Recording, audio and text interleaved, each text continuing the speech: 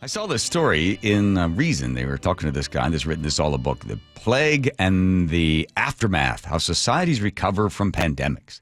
And he looks at a couple of interesting sort of polls. This one taken by the Pew people. 47% of Americans say that people are now behaving badly in public. They're more rude than they were prior to. I don't know how you keep track of something like that. 20% say behavior is a lot ruder. A slighter number, about 44% say it's about the same. 9% say people have actually, they're behaving a little better. But this guy looks at a study that was done in 1918, the pandemic afterwards. And here's what he points to. He says, what happens is that when you break the social connection between everyone and you isolate people and then you are not necessarily honest with them and then you lose trust in the institutions, it begins to create disturbances. And then the parents pass on a lot of these sort of newfound feelings onto their children. It happened in 1918. Even though kids might not have been completely aware of all the stuff, their parents' behavior then affected how they behaved. And then he goes on to look at what happened when the kids were locked out of school. And, of course, anxiety and all that other stuff goes up.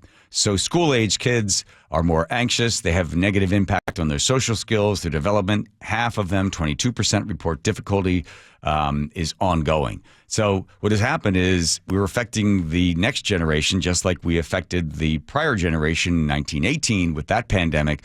Although that pandemic, no one was locked down as that flu spread across America and was just wiping people out. They said you could go to work in the morning, you'd feel fine, and you'd be dead by the afternoon. So according to Pew, we have gotten ruder because of what happened during the lockdowns and the pandemics. And then also they went to Australia. They tested people over there. They said a third of drivers are more aggressive. Sort of seeing that here as well. 61% say that drivers are more rude and take greater risks. 47% say that. So you can't lock everybody down and then not expect there to be some sort of aftermath. And then it leads to the idea of people being happier.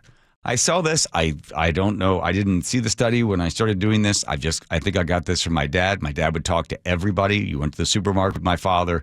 You couldn't get out of there in under 30 minutes, no matter what you went in to buy, because he talked to everybody.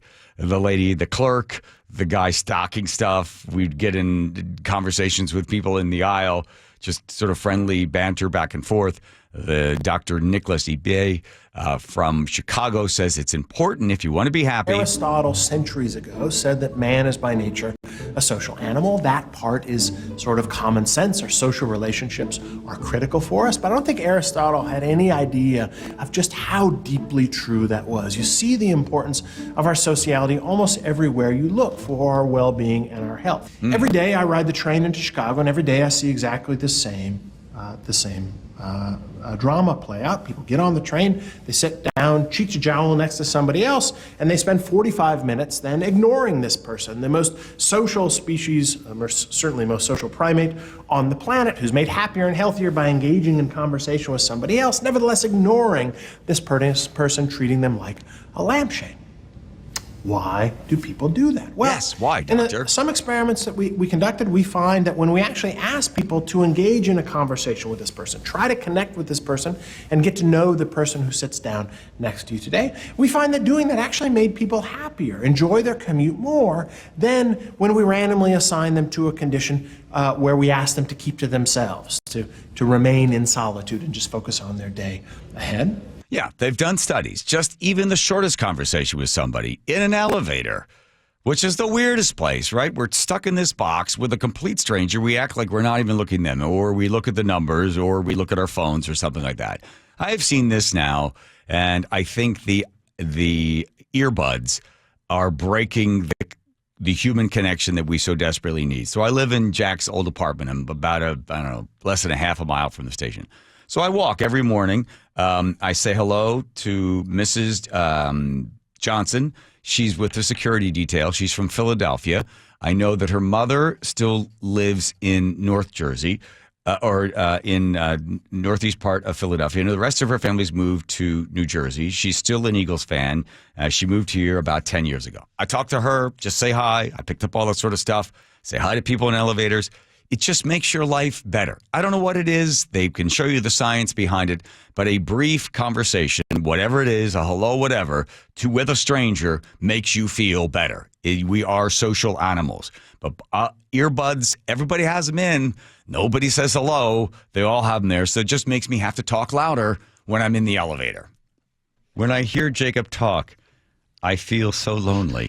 Yes, exactly. Especially Jacob. Yeah. So conversations with strangers. If you are in a kind of a sad mood, say hello to somebody and your spirits will be lifted. Briefly, but wouldn't you like to briefly get out of whatever the funk that you're feeling at that time?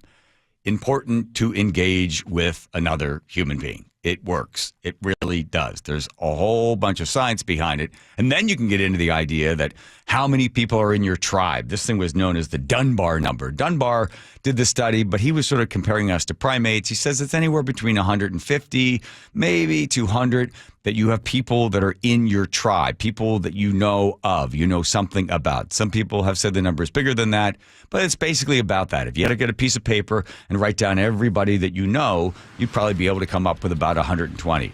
I've got some time, maybe I'll do it at another point, that the weird science of bats recognizing other bats' faces and then holding grudges against those bats. Very similar to us. I ran out of time.